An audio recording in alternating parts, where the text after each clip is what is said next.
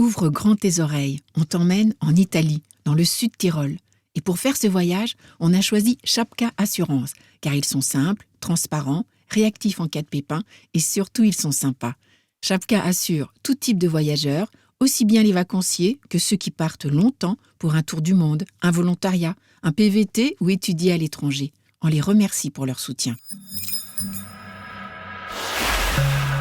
AR Magazine Voyageurs. La bande son. Un aller-retour du papier à l'oreille, des bonus, des rencontres, des reportages, un regard libre sur le voyage. Bienvenue à toi, amateur de voyage aux antipodes, comme au coin de la rue. Je suis Sandrine Mercier, rédactrice en chef de AR Magazine Voyageurs. Et tous les mois, on te fait entrer dans les coulisses du trimestriel. Aujourd'hui, on s'emmitoufle et on part dans le sud Tyrol, réputé pour ses montagnes qui comptent parmi les plus belles du monde, notamment les Dolomites. Leur emblème, les 3 cimes de Lavaredo, 3 géantes de pierre avec leurs falaises abruptes. Elles sont recouvertes de neige et font la couve du numéro 53 de cet hiver avec un grand reportage « La montagne magique » signé Michel Fonovich et Jérémy Swicker. Et pour découvrir cette région alpine de l'intérieur, on a rendez-vous avec Johannes Bramsoller, violoniste musicien baroque. On pourrait croire qu'on est en Autriche. Hallo, ich heiße Johannes Bramsoller. Ich bin Barockgeiger. Ich komme aus Südtirol. Also meine Muttersprache ist Deutsch und wir sprechen heute über Südtirol und wieso man da mal hingehen sollte. Mais pas du tout, le Sud Tirol est en Italie. Buongiorno a tutti, mi chiamo Johannes Bramsoller, sono sudtirolese, quindi alto atesino, quindi ho il passaporto italiano, ma la mia lingua materna è il tedesco. Mais ce musicien a choisi Paris pour sa carrière internationale. Bonjour, je m'appelle Johannes Bramsoller, je suis violoniste baroque en fait, et j'ai créé l'ensemble d'Hydro en France pour jouer de la musique baroque, et j'ai créé mon propre label Audax Records avec lequel en 6 ans on a fait autour de 30 disques déjà. Et je viens du Sud-Tyrol. Pour résumer, on peut dire que le Sud-Tyrol est une région où l'Italie flirte avec l'Autriche, car elle était autrichienne jusqu'en 1919. On parle aussi du Haut-Adige, mais là, je t'embrouille. Mais ce qui est sûr, c'est qu'on y parle allemand et italien. On dit aussi bien « Ich liebe dich » que « Ti amo ». La preuve avec Johannes. Moi, je suis né à Sterzing en allemand. En fait, toutes les villes ont 2 noms dans cette région. Donc, Sterzing en allemand et Vipiteno en italien. C'est un petit village. En fait, c'est une ville autour de 6000 habitants.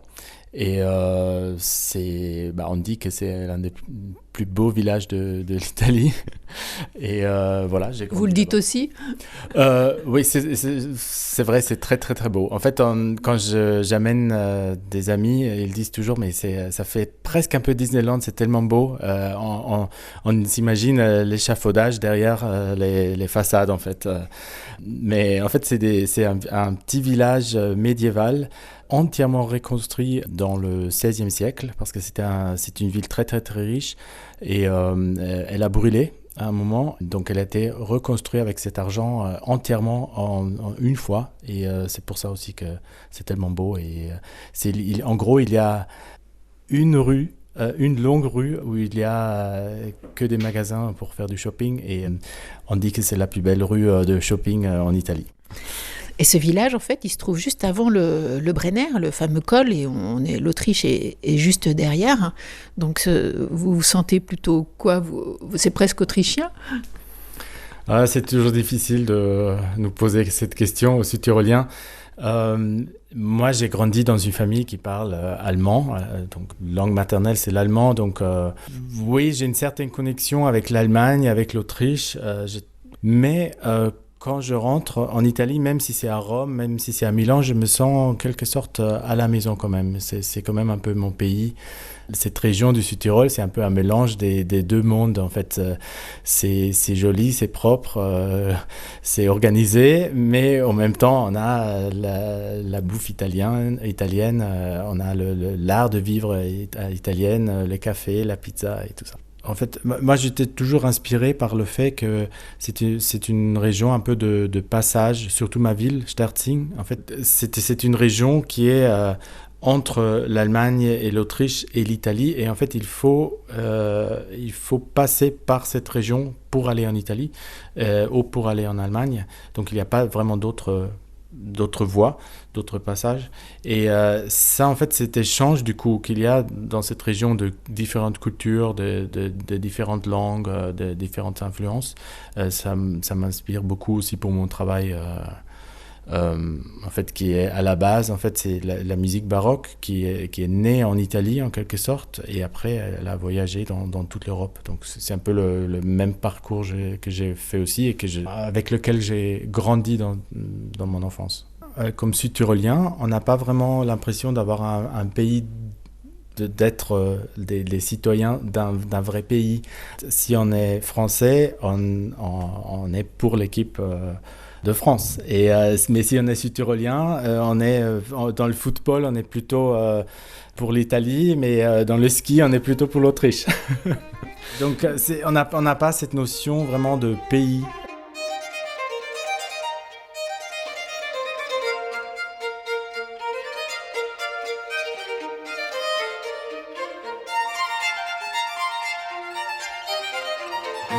En fait, c'est une région très musicale. On a un système incroyable d'école de musique où, en fait, chaque enfant joue d'un instrument. Donc, par exemple, dans ma ville, à Sterzing, il y a une école de musique avec plus de 1000 élèves, alors que la ville elle-même a 6000 habitants. Donc, ça veut dire que chaque enfant joue d'un instrument, au moins quelques années dans sa vie. Donc c'est très riche musicalement et ça m'a toujours inspiré. Mais après, pour être un musicien, pour jouer dans des salles importantes dans le monde, pour étudier la musique, il faut partir au moins pour un moment et après revenir ou sinon rester à Paris comme moi.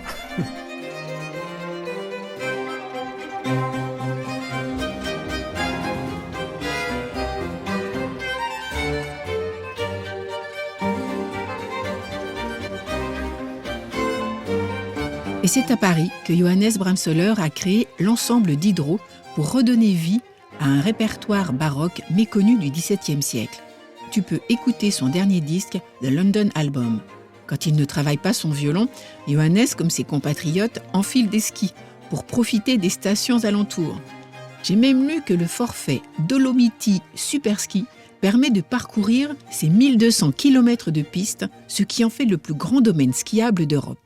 Il y a une petite station de ski juste à côté de la maison de mes parents, à Sterzing, et ça s'appelle Roskopf, Montecavallo en italien, Roskopf en allemand.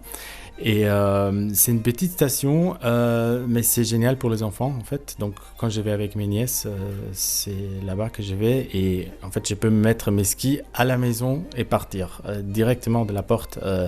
Donc c'est petit mais c'est génial pour ça. Donc si j'ai pas envie de prendre une voiture ou un bus pour aller dans une autre station, sinon moi j'aime beaucoup skier dans les Dolomites. C'est un peu plus loin de Sterzing, mais c'est des montagnes incroyables. Et par exemple, j'adore faire la Sella Ronda. C'est en fait, on fait du ski autour d'une montagne et ça prend toute une journée. En fait, sans jamais prendre la même piste et sans jamais prendre la même remontée. Donc vous montez, vous redescendez plus loin, vous remontez, vous descendez et vous faites le tour de... C'est la Sella Ronda et on le fait en une journée. Et c'est juste magnifique, c'est une sorte de zigzag qu'on fait autour d'une montagne. C'est pas loin des 3 pics, mais non, la montagne ça s'appelle Sella. Qu'est-ce qui fait que les Dolomites c'est mythique ? Il faut les voir, il faut avoir l'expérience en fait, il faut y aller et avoir ça devant parce que c'est vraiment à couper le souffle. On est à 1000 ou 2000 mètres et on a des montagnes, des rochers en fait qui montent direct à 3000 mètres. Et de faire du ski ou de faire la randonnée en été dans cette zone, c'est juste incroyable. Et qu'est-ce que vous aimez manger l'hiver ? L'hiver, En fait, pendant l'été, c'est plutôt italien, je dirais. Et pendant l'hiver, c'est plutôt la cuisine sud-tyrolienne. Donc, c'est un peu plus...